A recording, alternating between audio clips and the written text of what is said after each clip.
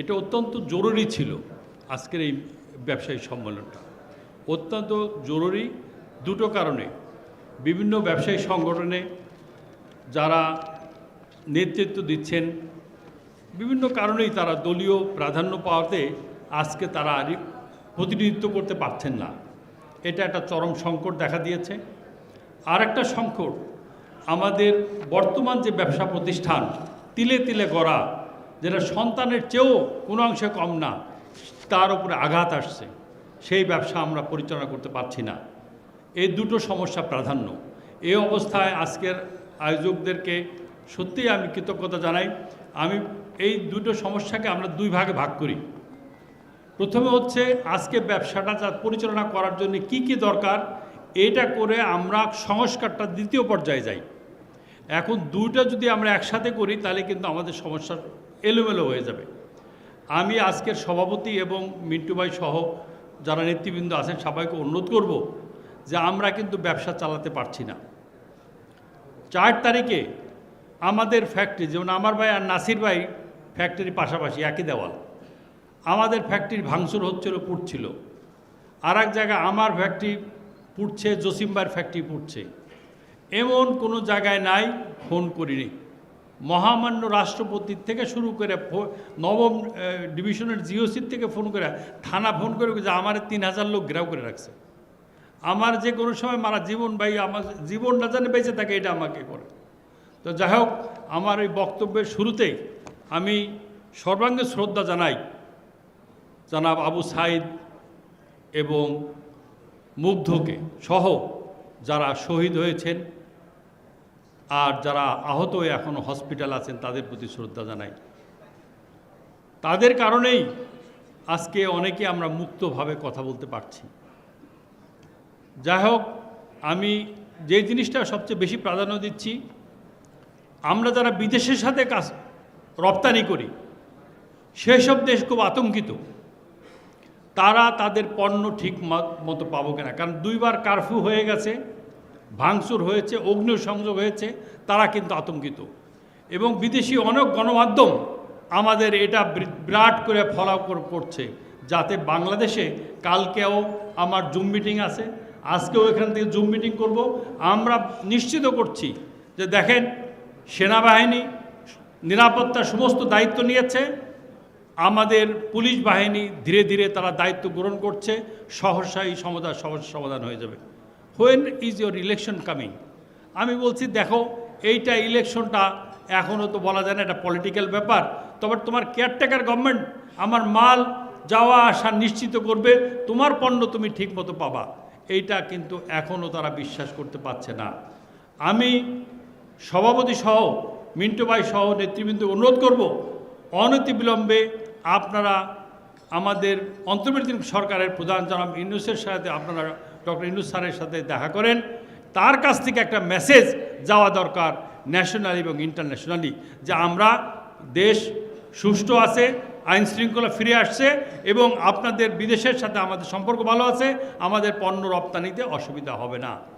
এর মধ্যেই আমাদের যে অর্ডার ছিল সেই অর্ডারের থেকে 20% কিন্তু শিপমেন্ট হয়ে গেছে, অন্য দেশে চলে গেছে। তারা বলছে আমরা সমস্ত ডিমটা একটা বাক্সে রাখতে চাই না। এটা কিন্তু আমরা ক্ষতিগ্রস্ত, রপ্তানি কিন্তু সাংঘাতিকভাবে ক্ষতিগ্রস্ত হবে। যারা এখানে আপনাদের সাংবাদিক বন্ধুরা আছে, আপনারা আছেন, আপনাদের সকলের অবগতির জন্যে আমি একটা জিনিস তুলে ধরছি। সেটা হলো আমাদের পার্শ্ববর্তী দেশ ভারত, সেখানে যাতে মানুষ বিনিয়োগ করে, দেশীয়রা এবং বিদেশিরা, তার জন্য কি কি সুযোগ দিচ্ছে, এটা আপনি ইন্ডিয়ার ওয়েবসাইটে গেলে দেখবেন, লেখা আছে। সেখান থেকে আমি নিয়েছি। সেটা হলো কি, কর্ণাটকা, উড়িষ্যা, অন্ধ্রপ্রদেশ, বিহার, গুজরাট, এখানে যদি আপনি বিনিয়োগ করেন তাহলে উড়িষ্যায় আছে 50 কোটি টাকা পর্যন্ত সরকার দিবে। এটার কোনো সরকার এমনি দিয়ে দেবে আপনাকে। আপনার 25% পর্যন্ত ল্যান্ডের টাকা খরচ দিবে। এখানে এত পড়া সম্ভব না, সময় সংক্ষিপ্ত। এইটা কাগজটা আমার অনেকগুলো কপি আছে, আমি সাংবাদিক বন্ধুদেরকে দিয়ে যাব। এখানে যদি কেউ একটা মহিলাকে চাকরি দেয়, তার 6000 রুপি তাকে বেতন গভর্নমেন্ট দিবে এবং পুরুষকে দিলে 5,000 রুপি দিবে, এইটা 5 বছর পর্যন্ত সরকার তাকে দিবে। তো এত সুযোগ সুবিধা ছাইরা ভাই বাংলাদেশে যেখানে ফ্যাক্টরি সকালে পুরে বিকালে পুরে এখানে আসবে, এখানে আসবে না। আমি যখন বিপদে পড়েছি আমি কাজী মুনি ভাই ফোন করেছি, আমি মিন্টু ভাই বলেছে ভাই আপনি আমাকে কেন জানান নাই। আমি এমন কোনো নেতা যাদেরকে চিনেন, আমি ফখরুল ইসলাম আলমগীর সাহেবকে দুবার তাকে ডিস্টার্ব করেছি, সাথে সাথে উনি মেসেজ দিয়েছেন। আমি আমাদের আব্দুল হাই সরকার ঢাকা ব্যাংকের চেয়ারম্যান, তাকে বলেছি ভাই আপনার তো বন্ধু আব্বাস ভাই, তাড়াতাড়ি আব্বাস ভাইরে দিয়া কিছু বলার। অনেকটা কাজ হয়েছে কিন্তু এখনও কিন্তু কাজগুলো শেষ হয় নাই, এখনও বিভিন্ন জায়গায় খুব জ্বালার মধ্যে আছি ভাই। এখনও এই জায়গাটা দ্রুত আপনারা পদক্ষেপ নেবেন, এইটা আমার কাছে আপনার প্রত্যাশা। না হলে কিন্তু ভাই এই যে সব দেশে মানুষ চলে যাবে। মানুষ রেডি হয়ে আছে বিনিয়োগ করার জন্য, বিনিয়োগকারী যাওয়ার জন্যে। সেই কারণে 40 বছর আমি আজকে ব্যবসায়, এই 40 বছর তিলে তিলে গড়া, এটা কিন্তু শেষ হইতে বেশি সময় লাগবে না। এই জন্য আইন শৃঙ্খলা এইটাকে আমাকে রেস্টোর করা সবচেয়ে অতি গুরুত্বপূর্ণ। আপনারা জরুরি ভিত্তিতে আমি মনে করব প্রধান উপদেষ্টার কাছে গিয়া এই ব্যাপারটা তুলে ধরেন, এক। আর 2 নম্বর হচ্ছে, অনেকে বলেছেন যে সমস্যাগুলো, আমি মাহবুব ভাই সহ এখানে মিন্টু ভাই সহ আমরা যেদিন সাংবাদিকরা থাকবে না, আমরা যেসব অ্যাসোসিয়েশন চেম্বারের সমস্যাগুলো আছে আমরা বৈষয়গুলো সমাধান করে দেব। কারণ আমরা যারা এফবিসিসিআইতে দায়িত্ব পালন করেছি, প্রত্যেকটা চেম্বার আমি জানি, আমার সময় আমি 40 কোটি টাকা আইনে বিভিন্ন চেম্বার এবং বিভিন্ন অ্যাসোসিয়েশনকে দিয়েছি যাতে তারা নিজের পায়ে দাঁড়াতে পারে।